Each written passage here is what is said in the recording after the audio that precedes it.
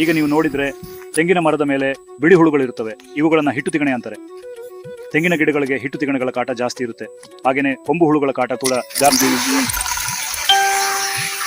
ಇಂಥ ಹುಳುಗಳನ್ನ ತಡೆಗಟ್ಟೋಕೆ, ಅವುಗಳನ್ನ ನಾಶ ಮಾಡೋಕೆ ನಮ್ಮ ಹತ್ರ ನೈಸರ್ಗಿಕವಾದ ಔಷಧಿ ಇದೆ. ಅದೇನಪ್ಪಾ ಅಂದ್ರೆ ಆರ್ಕಾ ಅಂತೂ ಒಂದು ಕೀಟನಾಶಕ ಔಷಧಿ. ನೈಸರ್ಗಿಕ ಪದ್ಧತಿಯಲ್ಲಿ ನಮ್ಮ ಶಂಕರ್ ಅವರು ಪಾಂಡಿಚೇರಿಯಲ್ಲಿ ಈ ಆರ್ಕಾನ ತಯಾರು ಮಾಡ್ತಿದ್ದಾರೆ. ಈ ಆರ್ಕಾ ಜೊತೆಗೆ ನಾವು ಮೀನಿನ ಅಮೈನೋ ಆಮ್ಲ, ಗೋಮೂತ್ರ, ಆರ್ಕಾ ಈ ಮೂರನ್ನು ಸೇರಿಸಿ ನೀರಲ್ಲಿ ಬೆರೆಸಿ ಹೀಗೆ ಎಲೆಗಳ ಮೇಲೆ ಸ್ಪ್ರೇ ಮಾಡಿದ್ರೆ ಸಾಕು. ಹಾನಿ ಮಾಡೋ ಹುಳುಗಳೆಲ್ಲ ಏನಾಗ್ತವೆ ಅಂದ್ರೆ ಇದನ್ನ ತಿಂದು ಅರಗಿಸ್ಕೊಳ್ಳೋಕೆ ಆಗದೆ ಸತ್ತು ಹೋಗ್ತವೆ.